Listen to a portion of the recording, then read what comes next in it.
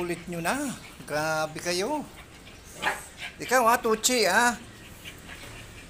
Iuwi na kita. Bibigay na kita kay Ma'am Jo. Ha? Oh. Ano?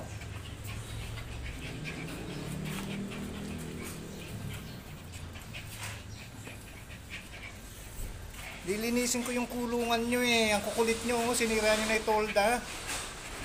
Grabe kayo.